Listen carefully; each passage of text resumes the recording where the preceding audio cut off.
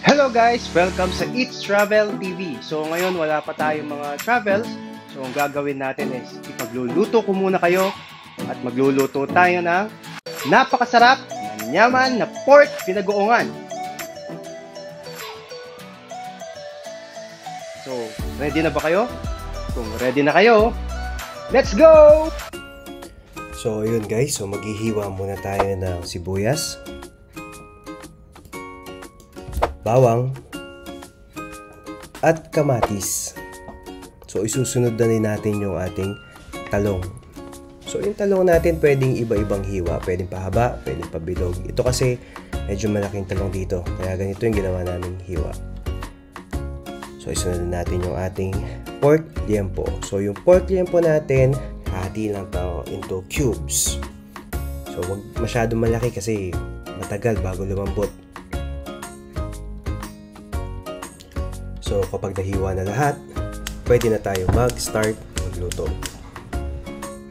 So syempre maglalagay tayo ng mantika sa ating kawali or sa frying pan.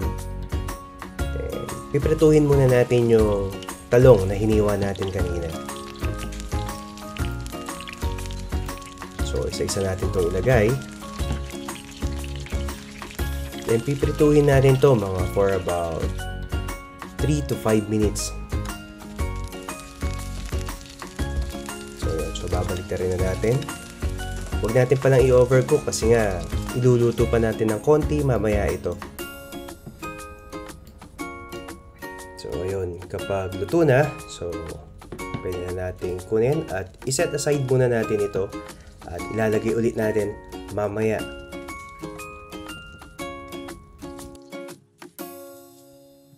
So after natin na fry yung ating talong, so sa separate pan, maglalagay na tayo ng mantika.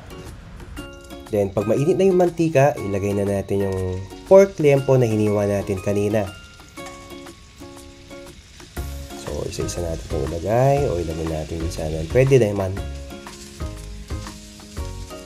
So ayan, so pagkalagay natin lahat, medyo i-sear natin ito ng konti, then haluin natin para pantay-pantay yung luto.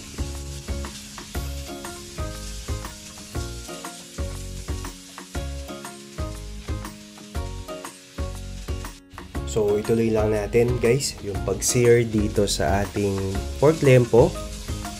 So halu-haluin lang natin para pantay yung luto. And then kapag ganito na yung kulay niya, so na-fry na siya, so set aside muna natin yung ating pork liempo.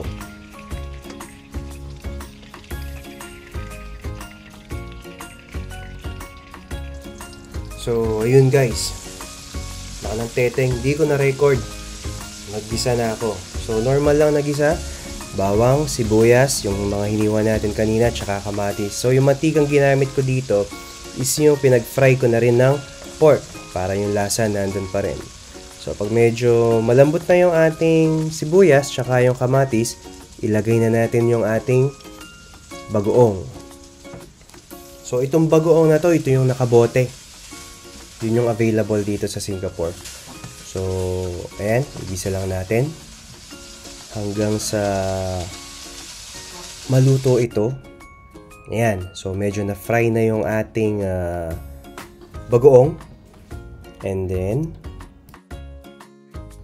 ilalagay na natin yung ating sili.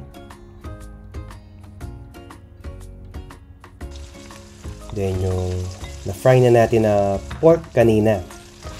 Then haluin lang ito.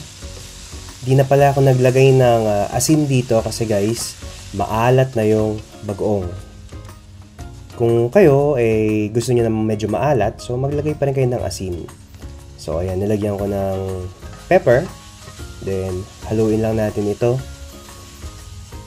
Then hayaan lang natin itong ma-sear ng konti.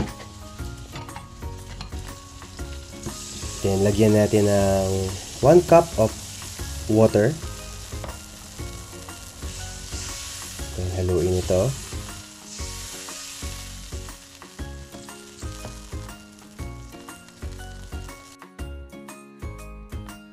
So, takpan muna natin ito. Hayaan muna natin siya at balikan. Around 3 minutes. So ayun, kapag medyo marami pang tubig, hayaan lang ulit.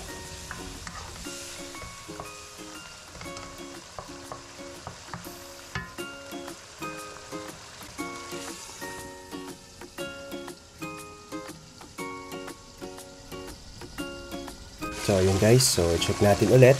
So ayan, nawala na yung tubig na nilagay natin. So at this time, pwede na actually to. So isusunod na natin yung hiniwa nating talong.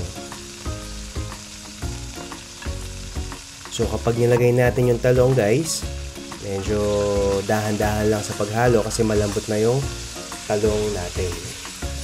So ito, konti na lang to, konting luto na lang. And okay na, dahil nga luto na yung pork, luto na rin yung talong dahil sa pag-fry natin kanina. So ayun guys, so ito ang ating napakasarap at manyaman na pork pinagoongan.